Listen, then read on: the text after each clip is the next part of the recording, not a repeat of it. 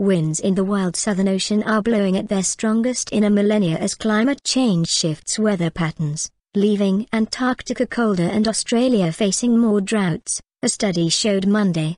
Rising carbon dioxide levels in the atmosphere were strengthening the winds, already dubbed the Roaring Forties for their ferocity, and pushing them further south towards Antarctica, researchers from the Australian National University, ANU, said.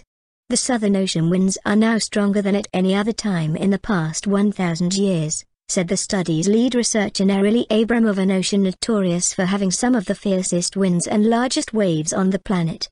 The strengthening of these winds has been particularly prominent over the past 70 years, and by combining our observations with climate models we can clearly link this to rising greenhouse gas levels. The new research, which was published in the Nature Climate Change Journal, explains why Antarctica is not warming as much as other continents. The westerly winds, which do not touch the eastern parts of Antarctica but circle in the ocean around it, were trapping more of the cold air over the area as they strengthened, with the world's southernmost continent stealing more of Australia's rainfall, Abram said. This is why Antarctica has bucked the trend. Every other continent is warming, and the Arctic is warming fastest of anywhere on Earth, she said. The study's authors analyzed ice cores from Antarctica, along with data from tree rings and lakes in South America, using the Southern Hemisphere's most powerful supercomputer AGEN, which is based at the ANU.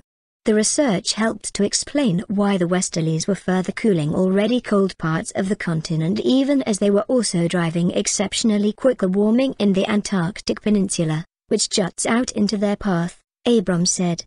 The strengthening westerlies drive up the temperature at the peninsula, the only part of the Antarctica that is hit by the wind, through the warm, moist air they carry from the Southern Ocean.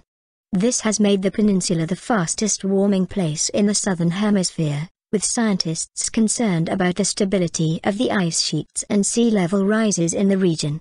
The shift in the westerlies, approximately 200 kilometers in the 20th century, was driven by human emissions of carbon dioxide, said research fellow Stephen Phipps of the University of New South Wales, who worked on the climate modelling used in the study. From the 1970s, the shift was exacerbated by the expanding ozone hole caused by human emissions of chlorofluorocarbons, CFCs, Phipps added. Even for a mid-range climate scenario, the trend is going to continue in the 21st century, Phipps said, adding that southern Australia was likely to experience more dry winters.